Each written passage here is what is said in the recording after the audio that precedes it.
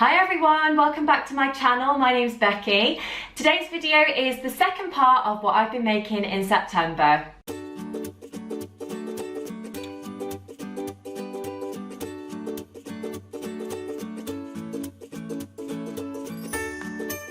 So thanks for tuning in. I hope you've been having a lovely week and you've managed to fit in some sewing if you've had time, or some baking, or however you like to be creative. Just thought I'd tell you a little bit about what I'm wearing today, because I know sometimes people leave me a comment and ask me what I'm wearing. So today I'm actually wearing a sew over it molly top. It's made out of a kind of loop back jersey. It's kind of cozy and nice to wear during the cooler months. And I really feel like it's dropped massively cooler than it actually was. I'm really kind of feeling the cold. I am quite a cold person, to be honest, so I have actually had the heating on already. So I don't know if that's too good at the start of October, because I'm probably going to be absolutely freezing by November, December, you know, but there we go. I'll just have to put extra jumpers on, or maybe make extra jumpers, so that'll give me an excuse to do that, I guess. But today's video is about what I've been making in September. So basically I had a few different events that I was going to in September. I had a wedding that we went to, we had a birthday party, we went to a couple of country shows. I didn't make anything for those. But we also went to Goodwood Vintage Revival Festival. So I don't know if you've ever heard of Goodwood Vintage Revival Festival. It's somewhere that I've wanted to go for absolutely ages. Not because I'm interested in motor racing, but just because I've always enjoyed seeing all the pictures of the beautiful dresses and just kind of outfits that people wear to go to Goodwood. When we booked the tickets, they arrived in this beautiful little wallet. So I just thought I'd show you this little wallet. I don't think I've ever had tickets for anything, including like going on holiday and stuff, that have ever arrived in a beautiful little envelope like these. So you actually get, it's almost like a mini program that they came in. So it tells you all about like what to expect at Goodwood, what Goodwood's all about, and then it's got kind of vintagey kind of pictures of racing cars and stuff in there, and then your tickets came in the back. So just, yeah, told you kind of what to expect, what time to arrive, and all that kind of thing. So, but basically Goodwood is all about recreating the glamour of kind of bygone eras. So you can basically wear outfits from, I think it's like 40s, 50s, 60s, that kind of thing. So I decided to go for a 50s inspired dress, and I was kind of like looking about online for ages about what pattern I was going to use, and I thought about, could I make the sew over it Betty dress, and I thought no, I've just made that for something else that I was going to. So I wanted to try something different. So I subscribed to Love Sewing magazine. So when it, you know, came through my letterbox and it had got this pattern attached to it, I thought, yes, that's the pattern I'm going to make for Goodwood. So it's a Butterick pattern. It's number B6556, and I must tell you, I've actually never made a Butterick pattern before. I'm kind of always swayed to go towards your independent type patterns like Sew Over It, Tilly and the Buttons, Sewaholic patterns, Grain Line, that kind of thing. Basically because I know that they fit me okay and I'm kind of comfortable with the sizing and stuff. So I get a little bit nervous about using pattern companies that I'm not so familiar with. But, you know, I think it's important sometimes to push yourself out of your comfort zone and try something different. So yeah, this pattern was great. I basically read a review of it in Love Sewing magazine. So it's probably a couple of editions ago now, actually, when it was actually on there. And Crafternoon Tees, Sam from Crafternoon Tees on Instagram, she made it and she reviewed it for Love Sewing magazine. So I really enjoyed reading the review and finding like how she found making the pattern and everything. So that was really helpful. But basically the pattern, if you're unfamiliar with it, it's basically got a pleated skirt and it's got a fitted bodice, and it's got a cute little kind of diamondy cut out detail at the front. You can either have sleeves or no sleeves depending on which version you decide to make. So for Goodwood I decided to go for a spotty fabric, and I decided to go for the sleeved version. So the spotty fabric was a cotton sateen that I got from Material Girl Laura. I was trying to be you know, to save myself a bit of money basically when I was buying the pattern, not the pattern, the fabric, and So I decided to go for an order 2.5 meters. Yeah, on the pattern it says you would need 2 3/4 meters, but I actually went for 2.5 meters. And I guess it really depends on what width your fabric is and stuff like that. But I found that I didn't quite have enough for what I wanted to do. Completely my fault, of course, for not ordering enough fabric. Silly really, I should have just ordered 3 meters and then I would have had plenty. So because of that, I decided to not put in any pockets, which is fine, I can live without that. But the dress is actually supposed to be lined like completely through the bodice area. But because I didn't have enough fabric, I decided to make my own facing instead, which worked fine. And it, you know, it wasn't a problem, but it just added a little bit of extra faff that I probably didn't really need, but it was, you know, just brought on by myself basically. I don't even know why I didn't quite order enough fabric, to be honest. It wasn't really like the extra 1/4 meter of fabric wasn't going to cost me that much more money, but I just kind of thought, oh, it'll be okay. I'll get it out of 2.5 meters, you know how you do, but you know, obviously this time didn't quite work out, but I still made the dress, so that is the main thing. So here it is, if I just hold it up to show you. So it's actually quite a heavyweight fabric. I would say it's definitely medium weight, going towards kind of heavier weight. So perfect for, you know, this autumnal weather we've got at the moment, and then going into the winter months as well. Not sure what colour tights I might wear with this actually, in the cooler months. Maybe you could go for like a coloured tights, or yeah, black or navy, or I don't know, navy might be too much navy, I'm not sure, but I don't know if you can see on the screen there, but so I went for the sleeve version, and like I say, it's got this kind of cutout detail at the front. I did find that because this fabric is a little bit on the heavier side, it was quite difficult to actually get that precise kind of detail at the front. So it probably looks a little bit more like a sweetheart neckline instead. But you know, I do like a sweetheart neckline, so that's fine. But it, you know, it wasn't a particularly quick project to make, I would say, this one.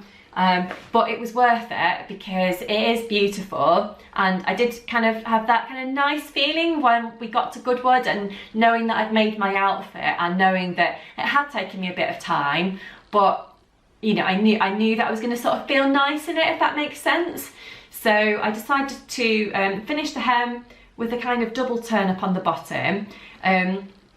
My friend Vicky from So Little Sparrow on Instagram, she said, why didn't you add a pop of colour to the underskirt by putting in a kind of red kind of lining. So that's what I decided to do. So you can see I've got this bright red lining underneath, which is really cool. Even though nobody else can see it, you know, it's still there, and I know that it's there, and it's really nice. And we didn't actually get a chance to do any sort of dancing or anything at Goodwood. I would have kind of liked to have had a chance to do that, but we didn't. So, but if I had, and I'd been kind of doing some twirls and stuff, you might have seen the lovely lining underneath. But I definitely encourage you to check out what Goodwood's all about if you've not had a chance to go.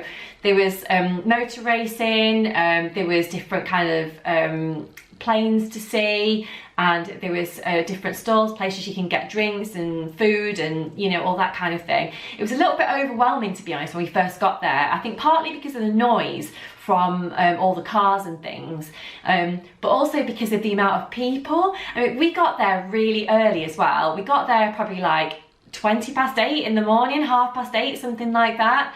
And it was still absolutely packed, and it just got busier and busier and busier as the kind of morning went on, coming towards lunchtime. But I think it's all about kind of finding the perfect place to stand, like to watch the motor racing, and you know, to have your lunch and all that kind of thing, just to get away from the crowds. But I think if we were to ever go again, then we'd have a little bit of a better idea about, you know, where we might like to go, and you know, where we've been before and maybe didn't like so much. But yeah, it really was a great day, and my husband really enjoyed it, and it was just a completely different experience for me particularly. But yeah, going back to the outfit, yes, I told you about the front. I would say that next time I make this outfit, I am going to make it slightly smaller. I always have this thing about not wanting things to be too tight, but actually it was a little bit loose. Not so that probably other people would notice it, but I just didn't feel like it was as fitted as perhaps I would like it, like down the bodice kind of area. So I have cut out another version, which I'll show you in a second. So I have made that one slightly smaller. I decided to use a invisible zip on the back of this project. So of course you could maybe put in a lap zipper if you prefer that. instead, or maybe you could have an exposed zip or one of those really pretty lace ones instead. I think that would work really well. But the fabric that I've used is lovely, so I definitely recommend, if you're looking for a cotton sateen for something that you're making, I check out this one on Material Girl Laura. And everything that I've had from Material Girl Laura has been really great quality, to be honest, so I definitely recommend getting fabric from there anyway. So that's that one. So because I really like this pattern and I was keen to try it again and, like I say, make it slightly smaller, I was lucky enough to be asked by the fabric guys online to do a review for them. So they sent me some fabric in the post. I was allowed to pick basically whatever fabric that I wanted from their website. So I went for a cotton lawn, but with the kind of assumption that I was going to line it with something so that I could wear it in the cooler months. So I'll just lean forward and show you. So rather than having that kind of little intricate detail on the front of this one, I've decided to just cut it straight across at the front, just to make it a boxy square neckline instead. If I just hold that up so you can see. It's not actually finished yet, so you can probably see through a few threads and like the zip's not sewn in properly and the lining and stuff yet, but I just thought I'd show it to you so that you can see the pattern made up in a slightly different fabric. I have gone for the sleeve version again. I haven't actually done the like finishing off really around the sleeves yet, so but yeah, that's kind of what I'm working on at the moment. So but I think that's going to be really pretty to wear. If I can get it done in time, I'm hoping to wear it to Sew Brum, but if I don't, it's not the end of the world. I'm sure I've got other things that I can wear.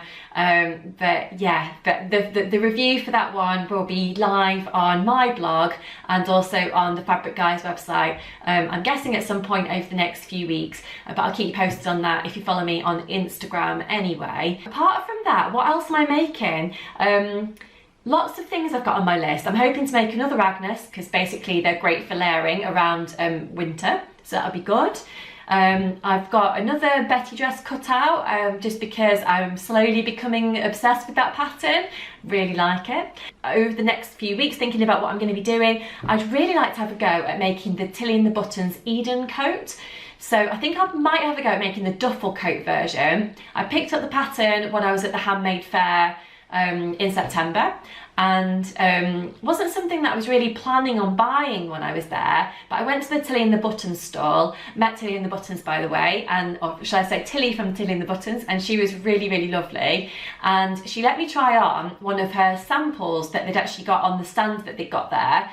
And I don't know why I'm doing that, it's not, doesn't look like a stand,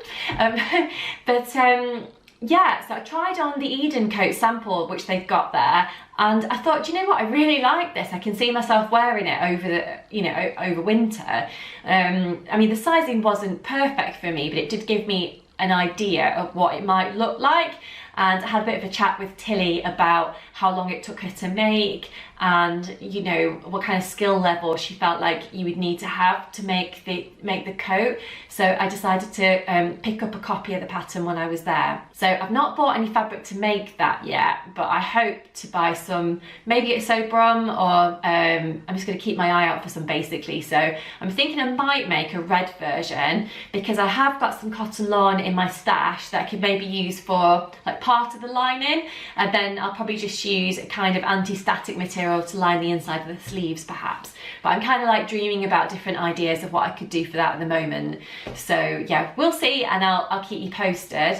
But I'd love to hear what you're sewing at the moment, or you know, what you're crafting. I was thinking the other day actually that one of my New Year's resolutions was to have a go at knitting or crocheting, and I've not actually really had a go at doing it either. My mother-in-law tried to show me how to knit when she came to visit ages ago. I was fine when she was here, but as soon as she went home and my stitches fell off the needles, I didn't really know what to do, so that's kind of at a standstill.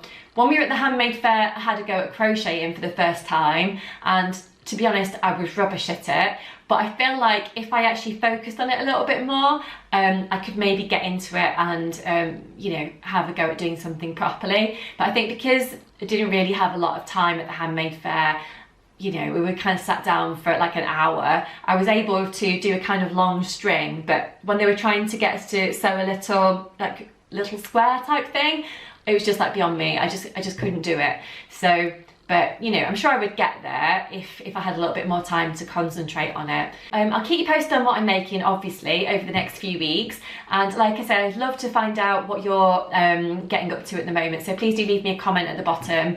And you know, I'm always looking for new fabric ideas and new kind of pattern inspiration as well, so I'd love to hear any suggestions that you've got for me to make as well. But if you have enjoyed watching this video, please do hit the like button and subscribe to my channel. I'll be back very soon on the channel showing you all the other things that I've been making, and until then I'll leave it there and say see you later. Thanks for watching.